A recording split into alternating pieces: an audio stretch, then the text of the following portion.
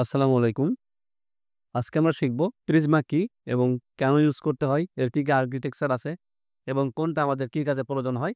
অর্থাৎ প্রিজমা সম্পর্কে একটা বেসিক থিওরিক্যাল নলেজ আমরা নিব। এখন অনেকেই বলতে পারেন, ভাই কোড করব কিন্তু থিওরিক্যাল নলেজ দিয়ে আমি কি করব?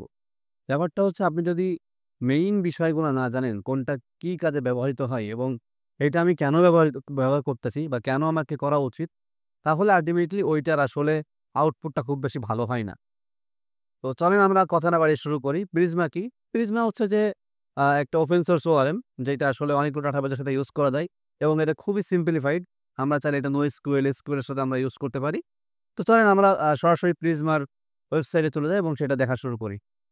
তো এইখানে যদি আপনি গুগলে সার্চ করেন প্রিজমা, তাহলে prisma.io যে ওয়েবসাইটটা, এটা চলে আসবে। অ্যান্ড এইখানে আপনি মোটামুটি করে প্রিজমার সবকিছু দেখতে পারবেন। ওরা ১ম এ বলছে যে from idea to scale simplified. অর্থাৎ আপনার যে আইডিয়া আছে এটাকে আপনি একদম স্কেল করতে পারবেন এবং সিম্পলিফাইড করতে পারবেন। এবং এইটা আপনি যদি কখনো গুগলে সার্চ দেন যে হোয়াট ইজ প্রিজমা, দেখেন ওরাই কিন্তু বলে দিছে Prisma is a next generation open source object relational mapper, অর্থাৎ ওআরএম। ঠিক আছে? এবং এইটা আমরা আসলে অনেক সুন্দরভাবে ইউজ করতে পারি। এটার মেইন সুবিধা হচ্ছে আমরা অনেকগুলো ডাটাবেজের সাথে ইউজ করতে পারি। আমি যদি এখানে সার্চ করি যে হুইচ ডাটাবেজ সাপোর্ট প্রিজমা। আচ্ছা, এই যে ডাটাবেস সাপোর্ট বাই প্রিজমা। কোন ডাটাবেস দেখেন সাপোর্ট করে এখানে। আপনি এইখানে সব দেখতে পারবেন। এইখানে এই যে এতগুলা ডাটাবেস সে সাপোর্ট করে বা তাদের ওআরএম হিসেবে আপনি এটা ইউজ করতে পারেন। পোস্টগ্রেস ইউজ করে। পোস্টগ্রেসের যত ভার্সন আছে সব ভার্সনগুলা ইউজ করতেছে। SQLite ইউজ করতেছে। MySQL যারা ইউজ করছেন MySQL ইউজ করতেছে। MongoDB ইউজ করতেছে। MongoDB Microsoft SQL সার্ভার যেটা আছে আগে আমরা ইউজ করতাম সেটাও আছে। তো সবকিছুই মোটামুটি এরা সাপোর্ট করে। তো যার কারণে এটা আসলে নেক্সট জেনারেশন ওআরএম। এখন আ প্রিজমা তো হচ্ছে আমরা জানলাম যে প্রিজমা আসলে আমাদের এভাবেই করে আ আ মানে কাজ করে এবং হচ্ছে এইটা মেইনলি একটা ওপেন সোর্স ওআরএম, যেটা আমরা ফ্রিতে ইউজ করতে পারতেছি এবং এটা নেক্সট জেনারেশনের। অর্থাৎ আমরা আ আগে যে ওআরএম গুলা ছিল সেইখানে হচ্ছে যে যেকোনো একটা ডাটাবেজের সাথে ইউজ করা যেত বা এক টাইপের সাথে ইউজ করা যেত। কিন্তু এখানে সিকিউএল, NoSQL সবার সাথে ইউজ করা যাচ্ছে। তো যাই হোক, আমরা প্রিজমা সম্পর্কে জানলাম। এখন আমরা আসলে দেখি প্রিজমা আমাদেরকে কি আর্কিটেকচার এখানে প্রোভাইড করে বা যার মাধ্যমে আমরা কাজ করতে পারি।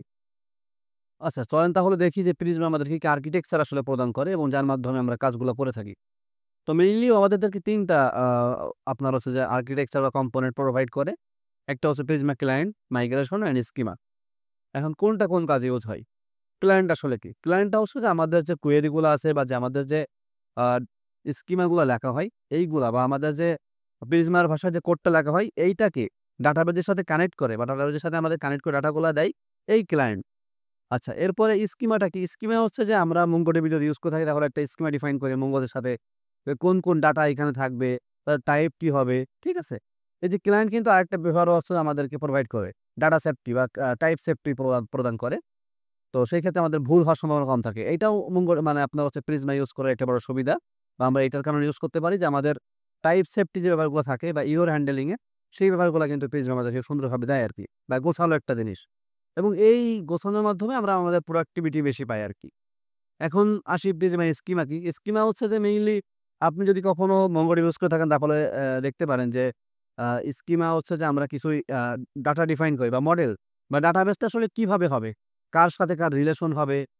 কার টাইপ কি হবে? কোন ডাটাগুলা বা ফিল্ড গুলা এখানে থাকতে পারে? কোন টেবিলে কোন রো গুলা এখানে থাকতে পারে? এই যে কলাম বা রো ডিফাইন করা এই সবকিছু হচ্ছে স্কিমার কাজ। ওই স্কিমাকে যদি আরেকটু সিম্পলিফাইড করি তাহলে আমরা মনে হয় এইখানে এগুলো দেখতে পারবো। হ্যাঁ, এই যে এইখানে থাকার কথা ছিল।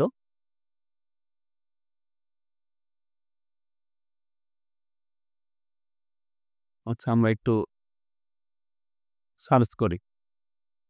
Prisma schema examples. আচ্ছা, এইটা হচ্ছে প্রিজমা স্কিমার একটা আ এক্সাম্পল। এটা যদি আমি একটু বড় করি, দেখেন এইখানে হচ্ছে যে এত কিছু বোঝার দরকার নাই বাট স্কিমাটা কি সেটা বোঝাই। এই ধরেন এই মডেল ইউজার, এই যে মডেল ইউজার এইটা হচ্ছে একটা স্কিমা। এইটুকু একটা স্কিমা। এখন এইটুকুর হচ্ছে একটা ব্যাপার কি? এই যে কোন ডাটা থাকবে? এখানে আইডি থাকবে, ইন্টিজার হবে। এখানে ক্রিয়েটেড এড কখন ক্রিয়েট করা হচ্ছে এটা থাকবে। আমাদের ইমেজ থাকবে ইউজারের। নেম, রোল, পোস্ট এগুলো থাকবে আরকি। অর্থাৎ আমরা হচ্ছে যে স্কিমা বলতে বোঝায় ডাটাবেজে কোন ডাটা থাকবে এবং তাদের টাইপ কি থাকবে, তাদের রিলেশন কি থাকবে, এই সব কিছু ডিফাইন করাকে আমরা স্কিমা হিসেবে কাউন্ট করি। এখন দেখি তাহলে স্কিমা তো শেষ, মাইগ্রেশনটা কি? মাইগ্রেশনটা হচ্ছে যে আমরা আমাদের ভাষায় মানে এই স্কিমা আমরা ডিফাইন করলাম। এই স্কিমা তো আর আমাদের পোস্টগ্রেস বোঝে না। এদেরকে পোস্টগ্রেসে আবার কনভার্ট করতে হয় বা আ কনভার্টার বলতে পারেন আরকি আপনি মাইগ্রেশনটাকে। এই যে আমাদের যে কোডটা প্রিজমার ভাষায় লিখলাম, এটাকে র এসকিউএল বা PHP-SQL এ লিখে আমাদেরকে আ প্রোভাইড করে যাতে করে আমাদের পোস্টগ্রেস বুঝতে পারে এবং ওই কাজগুলো সে করতে পারে। এইটা হচ্ছে মাইগ্রেশনের কাজ, অর্থাৎ ৩ টা আর্কিটেকচার এভাবে কাজ করে। তবে এইখানে হচ্ছে একটা ব্যাপার বলে রাখি যে প্রিজমার কিন্তু কিছু লিমিটেশনস আছে। লিমিটেশনসটা কি? এইটা সবকিছুই সাপোর্ট করে অ্যান্ড মোটামুটি আমাদের একদম ছোট থেকে মাঝারি লেভেল, অনেক সময় হচ্ছে এন্টারপ্রাইজ লেভেলেও এটা ইউজ করা হয়।